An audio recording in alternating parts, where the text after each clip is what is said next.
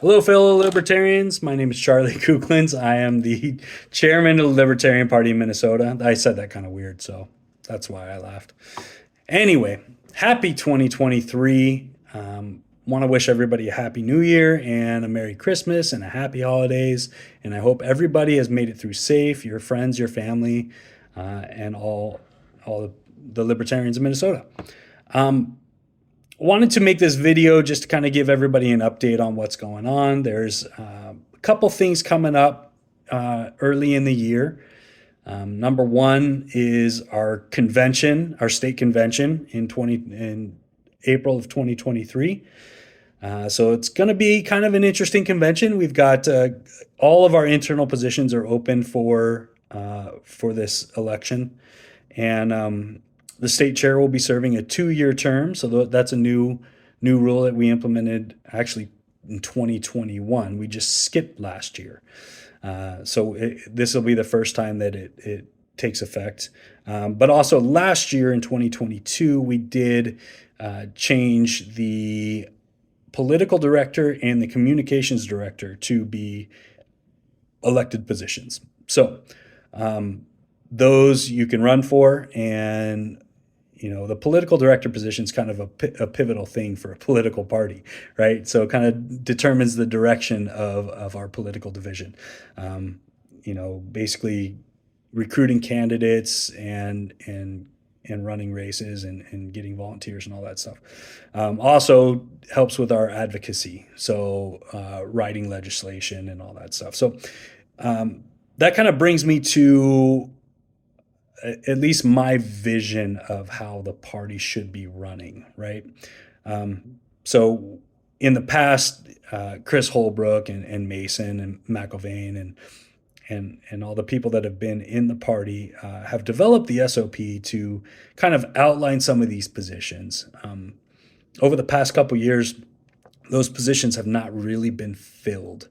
So one of the biggest things that we want to do is really focus on filling out those positions so that we have a solid foundation for people to be able to operate within. One of the, getting back to some of the fundamentals of actually running an organization or a political party. So 5 divisions: political division, communications division, outreach, finance, and IT. Bill Sorensen has been our IT director for the year. He's doing a great job.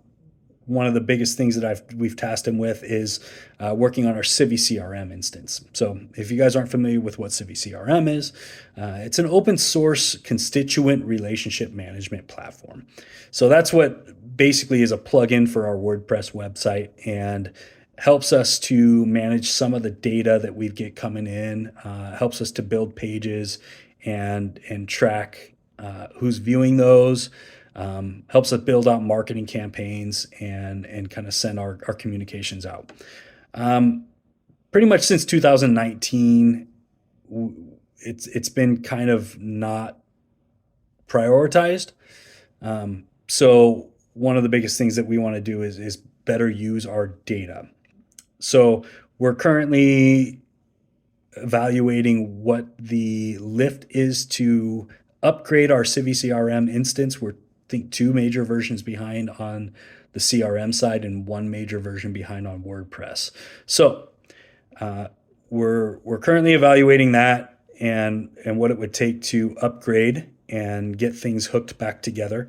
The other thing we're looking at is a software as a service CRM called Nation Builder. So we've evaluated, we've had multiple conversations with them, and their features are out of this world. They're proprietary software, and they have a training program to get people up and running. Any way we cut this, we're going to need training for people. We're going to need people to take the training to be able to use the software and hopefully come up with fundraising campaigns and the process. We need to define our processes for utilizing this software. Now, Nation Builder is, again, software as a service. It comes with a cost. The cost rounds out about to right around $1,000 a month, which is a steep cost for us right now. If you break down the numbers, though, that's what, 10 people at $100 a month. Let's get those 10 people. Or we can do 20 people at $50 a month, or 50 people at an extra $20 a month, right? So there's a lot of things that we can do. Now, if we stick with CiviCRM, CiviCRM is an open source platform, right? So we can manipulate the code, we can work with it. It's cheap to run, but again, that comes with administration costs. So we need people, we need knowledgeable people to be able to administer that instance as well. Outside of IT, I kind of look back, and I've had multiple conversations with people over the past couple months about what is it that we need to look at as a party. And it really comes down to getting back to the fundamentals. We're in this cycle right now of every 2 years we're constantly seeking who's the best candidate, who's the best candidate, who's the best candidate. But we haven't focused on growing candidates. So I've kind of talked to a couple people about, my plan and my vision of what I would like to see succeed is more on a 20-year plan. So getting back to the fundamentals of, let's get people involved in their cities, their townships, their county boards, get on a planning commission. These positions are invaluable. They not only give us experience in local politics, but they're also that gateway towards state legislation. So when I talk about these fundamentals, it's like we need people that are actually going out and watching their city council meetings. What is your city talking about, right? What's on the agenda for the next city council meeting? What's on the agenda for some of these committee meetings that lead up to the city council meeting? So those are things that we need to be cognizant of. And right now I don't want to say we've neglected it, but it feels like we have. So and I know there's people out there doing great work. There's people out there that are doing this, and that's important.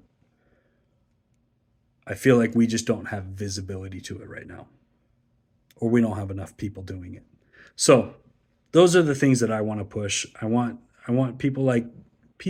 liberty-minded people that are involved in their local city councils or town boards or county boards to feel welcome in the party and to be able to talk to us about issues. Come to us with issues and say, hey, this is what my city council is doing. What can we do to either support it or oppose it, right? And so, it really comes down to making these the routine, making this the habit, right? So we've got to develop the habit of being involved. And I think that kind of has been brushed aside as of late. It feels like there's so much going on that we just can't affect it. And the reality is that we're not going to be able to affect it if we're continually trying to win these big races. Now, I'm not saying we're not going to run these big races, because we have to. We absolutely have to. That helps us with recruiting. It helps us with fundraising. It helps us in a lot of areas. But what we really need to focus on is developing these candidates to be able to actually win some races. So,